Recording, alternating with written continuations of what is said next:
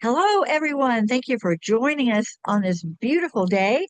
I am so excited that we are in part three of the Workplace Wellness series with Cindy Smarsh, who is the CEO and founder of the Kindness Principles. And today she's going to talk about something that is not only important now, but it's one of the leading topics coming up in the future for good leadership, first person leadership. How you are affects everyone underneath you and how they affect everyone underneath you. So you're the tip of the pyramid. And so she's going to give us some tips about how to maintain the best possible first person leadership. So here she is, our favorite, Cindy Smarsh. I'm the favorite. Oh my gosh. Thank you, Sally. Thanks for having me and for doing this series. I hope that it's affecting corporations everywhere. So today I want to tell you a quick story about my own life and then introduce the concept of first person leadership that I have developed and discuss three ways that you can really demonstrate that in your organization starting today. And then I'm going to explain a bit about the business initiative I am on right now and give you an opportunity to receive my exclusive guide that is loaded with strategies on how to take first person leadership and then incorporate it into your teams and organizations to really help everyone thrive. So that's where we're going today. If you have questions, feel free to put them in the chat and we will address those as they come in as well. So thank you so much for being here. So it was when I was in my mid 40s that I really started to understand that I was disappearing in my own life. I was over functioning at home. I was over functioning at work. I was over functioning in my children's schools. I was saying yes to everyone and everything. I kind of jokingly say, but in all seriousness, I became like a living, breathing bobblehead, just saying yes to anyone who asked me to do anything. I was on boards in the community I was living in, was volunteering in several ways at a church. I was the club volleyball coach, and I'd never played volleyball. I was a Girl Scout leader. I mean, I was the executive director of a nonprofit counseling center where the expectation was I would have a full client load of counseling clients and do everything else to run the center. In other words, take care of the staff, work with the board, do all the fundraising, all the grant writing, all of this, all of that. And at the same time, I was saying yes to a marriage that was very difficult. That was very, very difficult. And so I was over functioning literally everywhere and kind of getting lost in the shuffle, saying yes to everyone else and not saying yes to me. Well, finally, as I saw myself spiraling down, I knew I needed to change. And I attended a private retreat with Jack Canfield. And one day we were sitting in a mastermind experience and we were taking turns sharing our dreams with Jack and telling him all the reasons why we were not going for our dreams. So, in other words, giving him all of our excuses for not going for them. And I was one of those included. And when I was going down my list of reasons why I was not going for what I really wanted in my life, he turned to me and he said, Cindy, it is your job to live your life. And I don't know if you've ever had one of those moments in life, but this was one for me that it was like the clouds split open and, it was like, it was like, oh my gosh, I need to take the leadership of my own life starting today. And that, my friends, is now what has evolved for me in business, what I coin first person leadership. So I went home from that retreat. I started making some serious decisions in my life where I was saying yes to my absolute yeses and saying no to my enlightened no's. I was beginning to um, really filter through the noise of my life and line myself completely up with my own value system and understanding like how to show up 100% authentically as myself. And as I took that leadership in my own life, I became a better leader at work and taught my team how to be leaders in their own lives, and how that has a wonderful trickle down effect to the mission that we were all doing together. So today I want to, long story short, my life is amazing since I took full responsibility for it. And that is the first way that you can demonstrate first person leadership, because first person leadership is saying, I am in charge of my own life and I am a leader in this business or organization. And so the buck stops here, right? I am responsible. I take 100% responsibility for my life and my work. And that may sound very simplistic, or like it doesn't mean much. It's just fluff, but it isn't just fluff. It's when you take it seriously, what you're really saying is that you're done blaming and you're done complaining. And that may sound like an impossible feat, but let's talk about this for a second. Because every time we blame a circumstance or another person, we are giving our power away in those situations. When we're pointing our fingers out this way, we're really saying, I have nothing in, I have no skin in this game. I can't do anything about this. And that is putting you in a position of powerlessness. And that's not being a leader. Leaders don't do that. Effective leaders don't do that. Same with complaining. If we just sit around and we complain about this and we complain about that, and in life, we might do that about the weather or the economy or the this or the that. Or at work, we might complain about this coworker, or we might complain about, whatever, last quarter's results, or whatever we might be complaining about, the lack of time off, overworking, whatever it is. If you just complain about it, again, you're giving your power away. So taking 100% responsibility for your life is saying, I'm in charge of myself. And I'm going to be intentional every day with the choices I make, the things I say, what I do and I don't do, and all of those things, and staying really conscious and self aware of that. So, again, let's just not waste time blaming and complaining. If you're unsatisfied about something or something's ineffective, that's, of course, we need to look at those things, right? We need to look at those and go, okay, where can I make a difference in that aligns with who I am in my life and in this organization?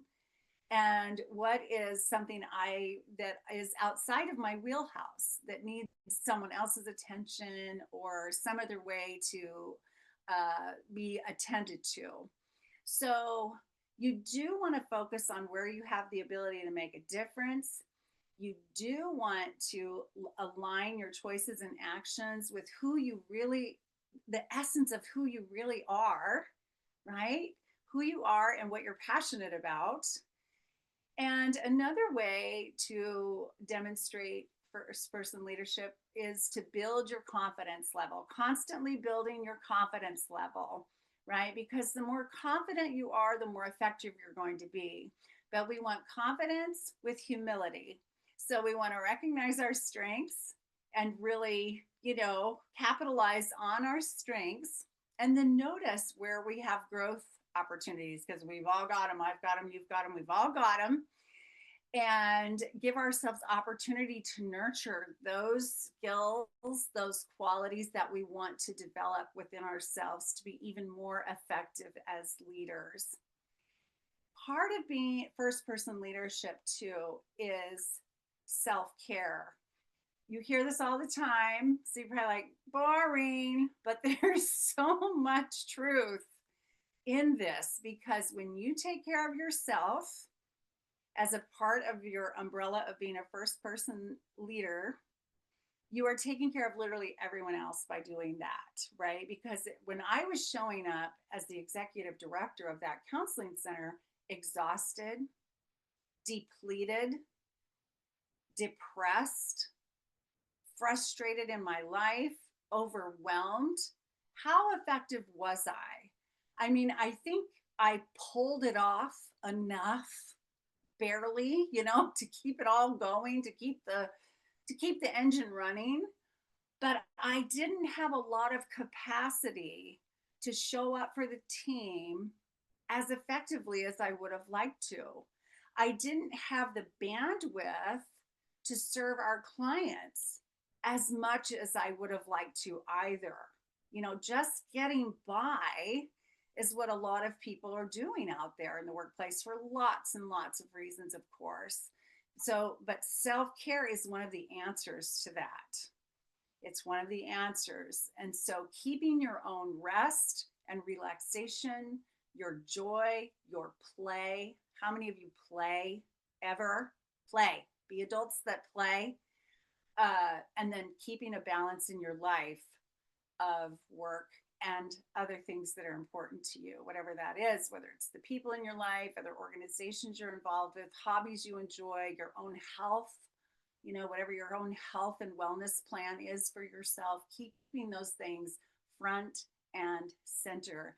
And with that, you must stop over functioning. Over functioning is, I know a lot about that because I did it, and it enables people to under function. And that throws everything off balance everywhere, at home, at work, everywhere. So you want to make workplace well-being a priority for everyone. And again, it starts with you taking responsibility for that within yourself and demonstrating that, modeling that, and setting the best example of this. Okay, so that's one tenet of first person leadership, taking full responsibility for your life. The second one I want to talk about today, and there's many of these, but we're only going to do 3 today, is to handle challenges well. Handle challenges well. Of course, you're a leader. You're gonna hear it all. You're gonna see it all. You're gonna be dealt with, have to deal with things in every area, every day, of course. And of course, it's there. Your life is full of challenges in and out of the office. But leaders stay calm under pressure. They stay calm. They don't disengage. They stay present and calm under pressure. And you acknowledge when a problem has risen, and you recognize that something needs to be managed in some way. And so you put your energy in how to be more productive, or how to respond in the most productive way to things that aren't going well. So some questions you can ask yourself, so you don't hide or just give up or run or pretend it's not there. I hear about leaders all the time who are just, putting their head in the sand, doing the ostrich thing, I call it, is you can ask yourself, what is the actual problem here?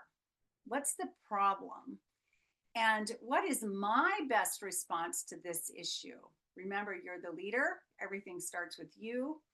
First person leadership is saying, what is my best response to this issue? And what is this challenge here to teach me? Now, that's an interesting one, right? Because everything that goes on is feedback for us, right? So when we have a challenge, it's feedback. It's not failure. When something goes in a way you didn't really want it to go, it's a feedback system. It's your built-in feedback system. So you want to catch it. You don't want to miss the feedback. What is this challenge here to teach me? And how can I become stronger as a leader in this experience? That doesn't mean how can I become a more demanding leader? How can I be more harsh? How can I criticize more? That's not what I mean.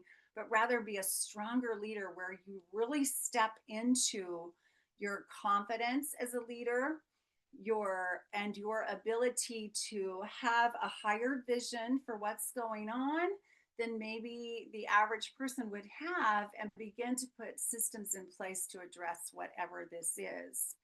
So remember again that nothing is failure, that everything is a feedback system in your organization. Everything, the things that go well, just like you want them to, and the things do not go well. So do stay calm under pressure. Do maintain a feedback versus failure attitude. Like, we want people to work in places where mistakes are safe to make, because we're all human and we're all going to make them, right? We're all going to make them.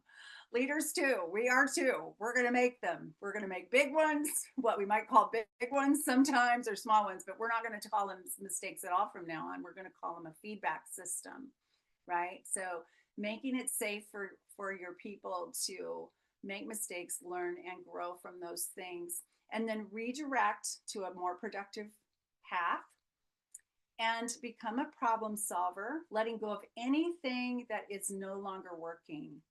Notice what's no longer working. Declutter always in the systems you're working in. What is not working here? What initiatives aren't producing what we want them to produce? Or how can we tweak the things that we're doing to get the result that we actually want?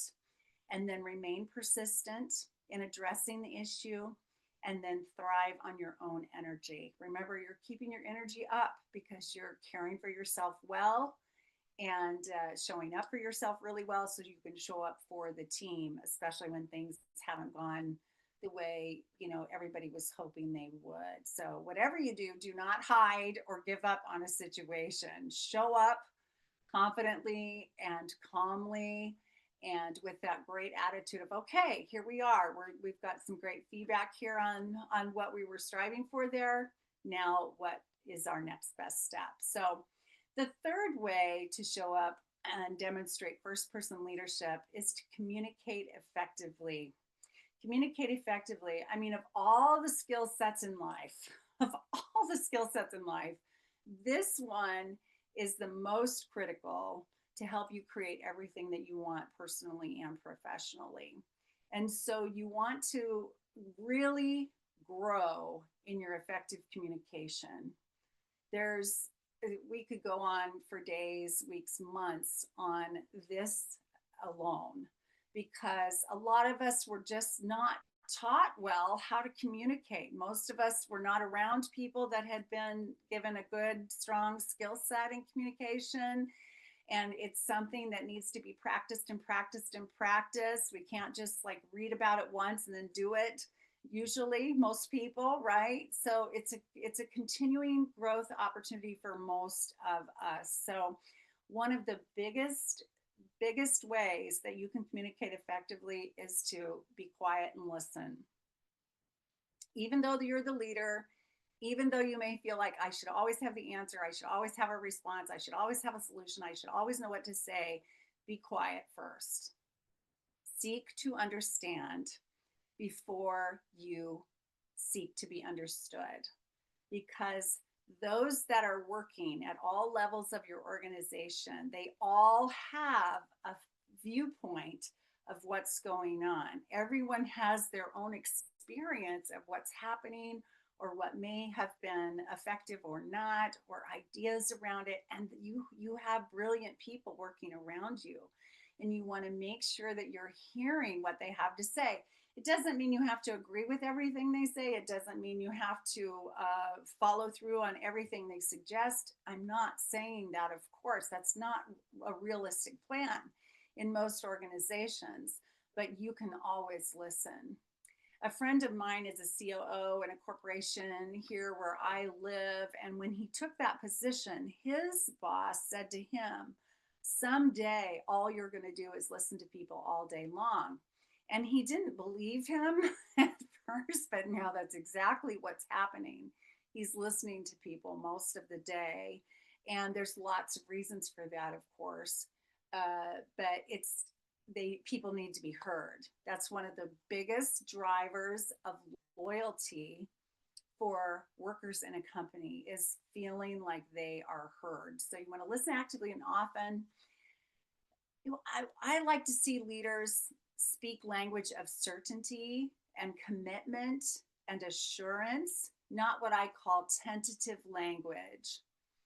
Oh, I'll try, or maybe we'll get to that, or I'll get around to that, or that's interesting, da da da da da.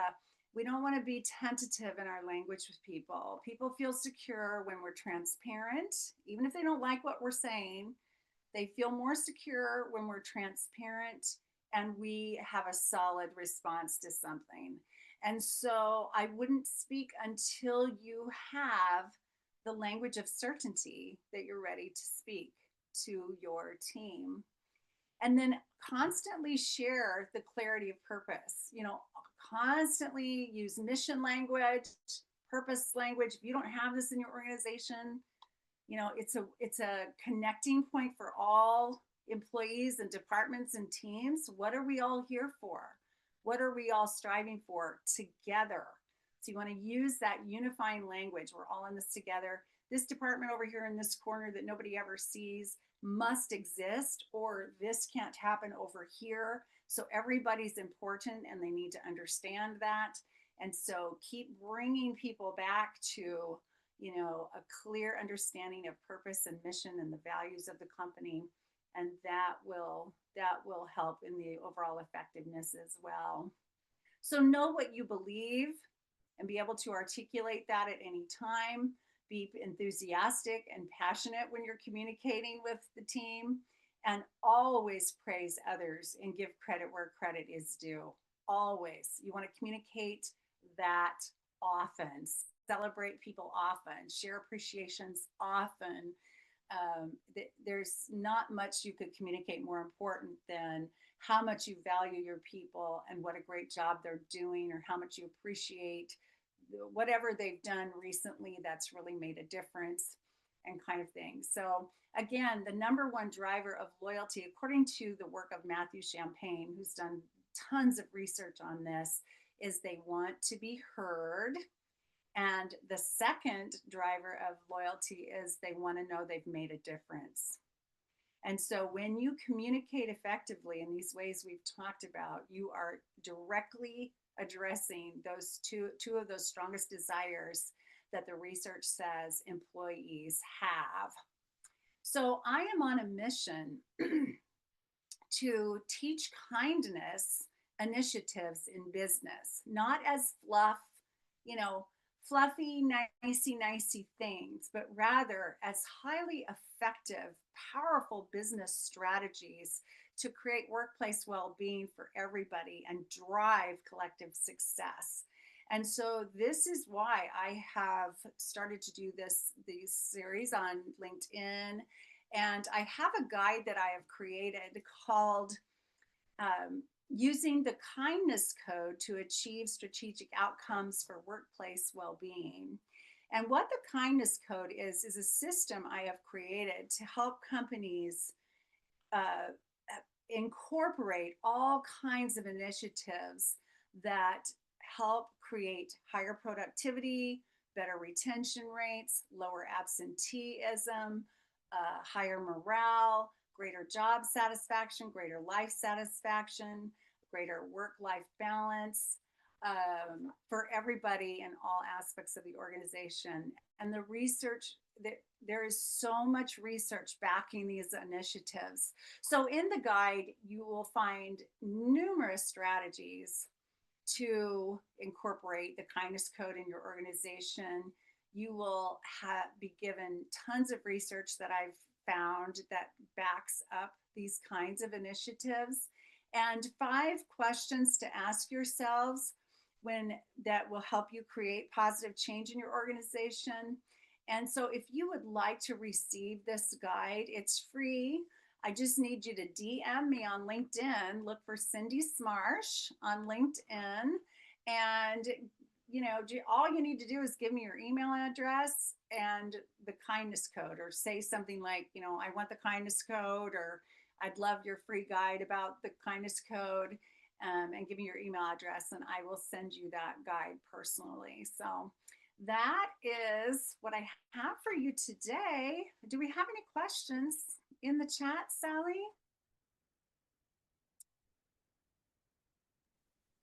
I was going to unmute Tammy. Tammy might be I don't know whether she's at her desk or working or what she's doing. Just to follow up with Tammy. Tammy's from New York City. Oh, hi, Um, Yami. Thank you for being Hi here. there. Good morning. Good morning. I think hearing this came at the right time. I think my own sort of leadership style has been a little bit more stoic, keep calm and carry on. And, Yes, yes, and it's I think, good. in a world, beset by AI and a lot of other different changes, um, I think I need to moderate that or improve that. I still want people around me, especially the ones who are reporting to me, to be calm and feel solid in my leadership. But I definitely think I need to show my empathetic self a little bit more. Mm. Oh, And yeah. Hmm. Sorry, I interrupted you, Tammy. and just, um, I was gonna say be more authentic. I don't know if you can be more authentic, but just kind of more lead with my heart, which is, Yes. where the empathy is a lot more visible.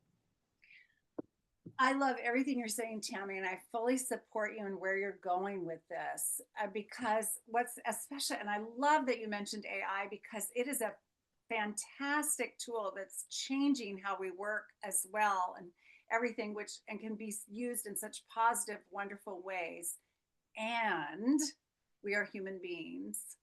And there is no tool in AI that's ever going to replace the presence of a strong, calm, empathic leader like yourself.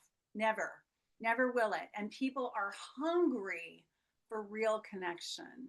There is a hunger out there to have real connection. And it doesn't mean you have to wear your heart on your sleeve at work and come in and cry if you've had a bad morning. It doesn't mean you have to do that to be authentic or kind, but just being Tammy, like being who you are, being approachable, being your kind, caring self. I mean, I'm sure you have a lot invested in this company that you work in, a lot of your heart and soul and passion. And I hope that's getting through to those that are working with you and that they know that you see them.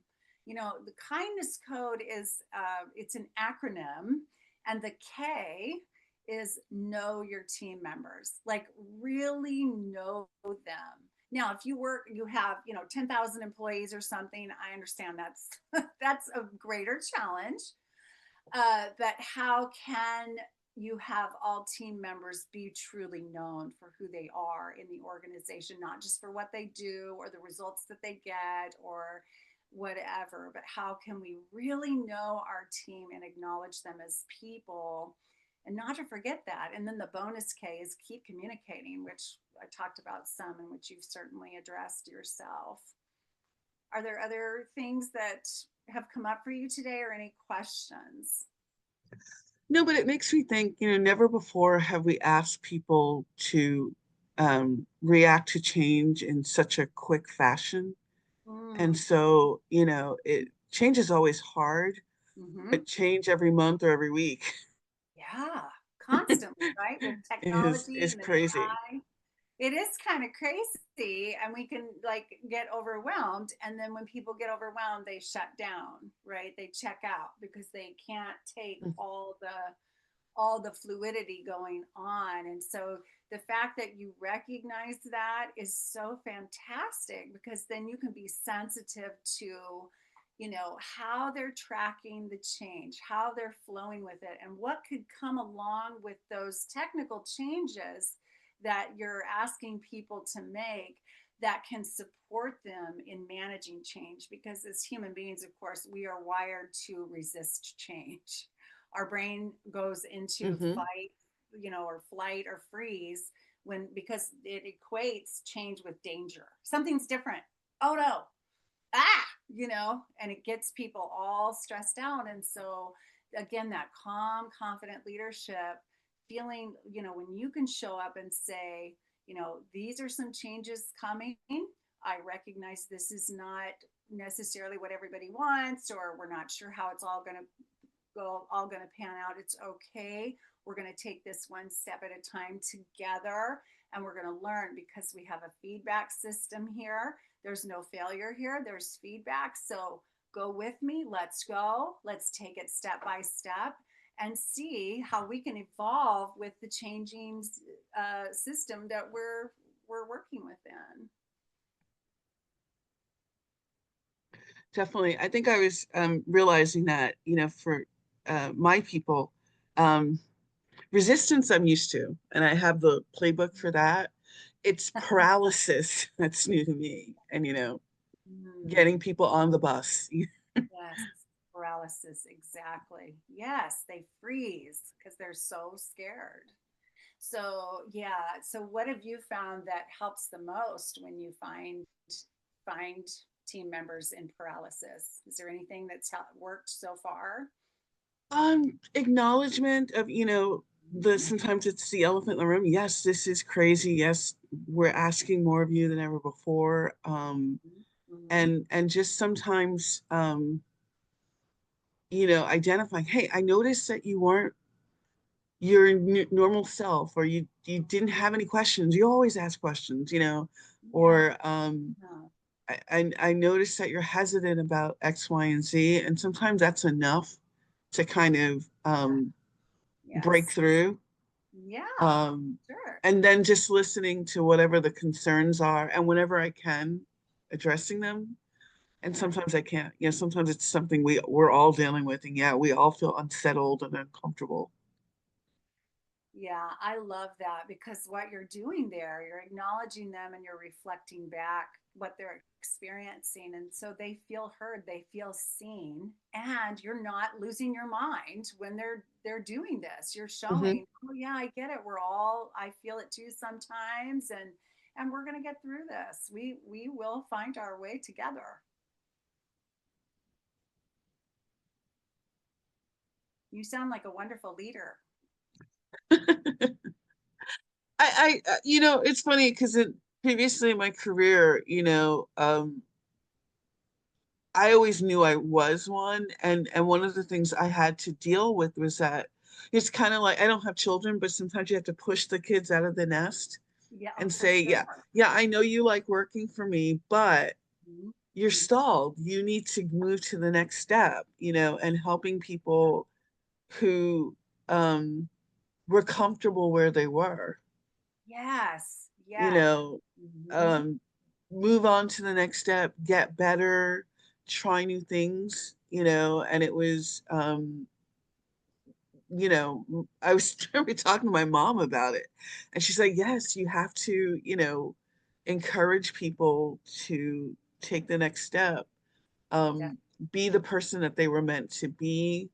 Mhm. It, Yeah, I what is love it? Newton's it. first law, that law of inertia, bodies at rest tend to stay at rest. And, get people to realize that, when opportunity knocks, you have to open the door, For sure. and so that was a, an interesting challenge, I guess.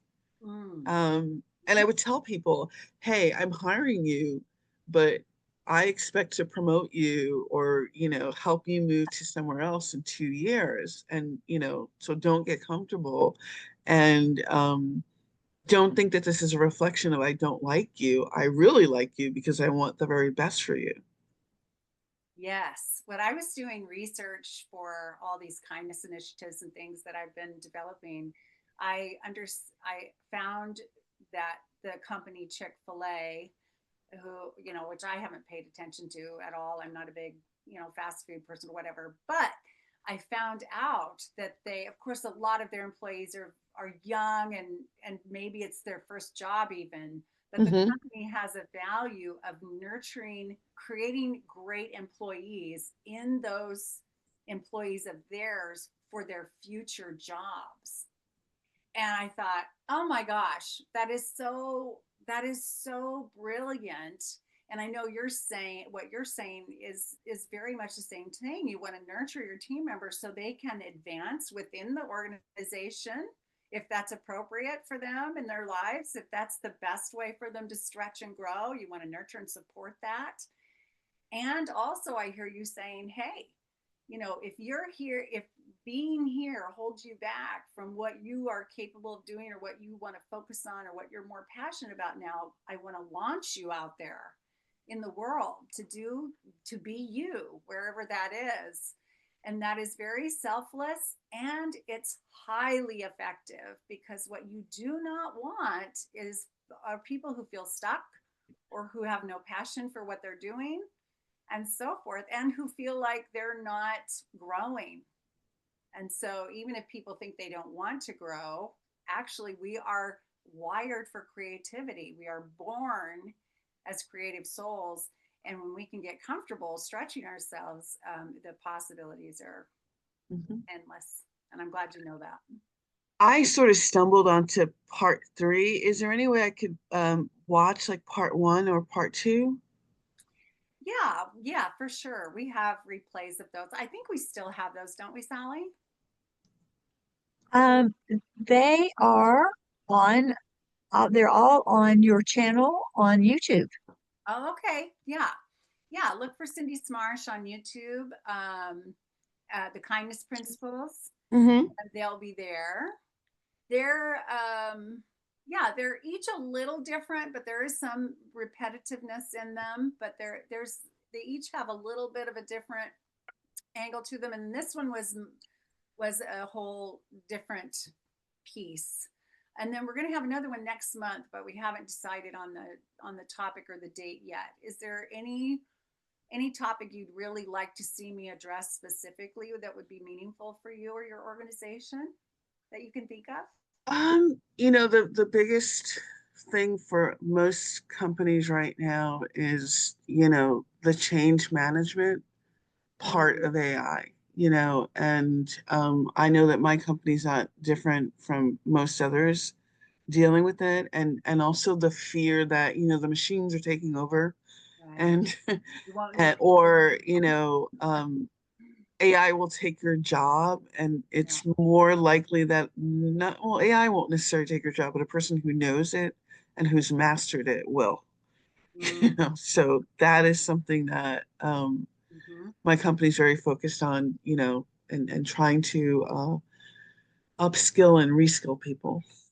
Yes. Oh, yes. Very good. Well, listen, I know we're running out of time. We've gone over a bit, but I really appreciate the conversation, Tammy. And will you find me on LinkedIn and send me your email address, and I'll get that guide to you. And and then of course, please look on YouTube if you'd like to see the first 2 master classes in the series. And feel free to contact me anytime with questions or more dialogue about this. Sure, thank you. And I look forward to part 4. Yeah, thank you. So thanks for being here. And Sally, thank you for having me. I appreciate you. As usual, did you pay Tammy to come and say those things on this broadcast? Because I didn't. she is so spot on as to corporate America. I'm thinking like, whoa, this is exactly where we're all headed.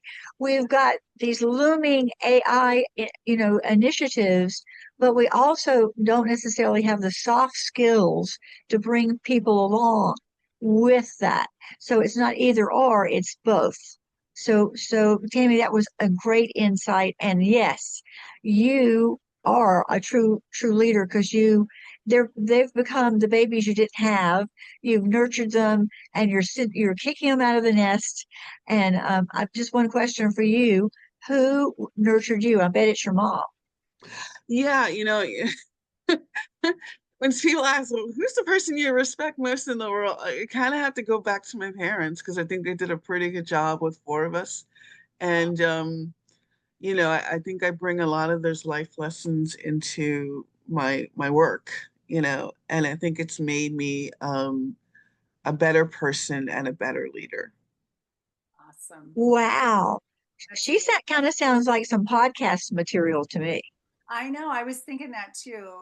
Tammy, I have the Kindness Principles podcast I'm going to launch very soon. And one of the things I want to do is interview leaders who get this, who actually get this. and are living it day in, day out. So I don't know if you're open to that kind of thing, but I'd love to stay in touch with you about that if you're open to it. Sure, sure. And I will make sure that I connect with both of you on LinkedIn. Fabulous. Wonderful. Well, we can't see you either. I don't know if you want to get back on video to say goodbye or not, but it's good to be with you both today. Here I is. Here I is. There he is. Usually yes. the dozens and dozens of people that, I don't know, we had 70 registrants last month and none came. The first time we had how many, and 2 were here, and now good old Tammy showed up and we had, I don't know, 55 registered or something. Well, they're also busy people in their corporate world, and they're waiting for us to send us this replay so they can put it on their headset and pretend like they're doing something and listening. Okay. Well, thank you, ladies. It's been a pleasure. Thank you so much. I Thank appreciate you. you so much, and thank you so much, Cindy, for this is such a wonderful intro into the world of how kindness really makes a huge difference. Oh yeah, it's the answer. It's the answer. Thank you. Take care. You too, Kim. Thank you. Bye, Sally. Bye.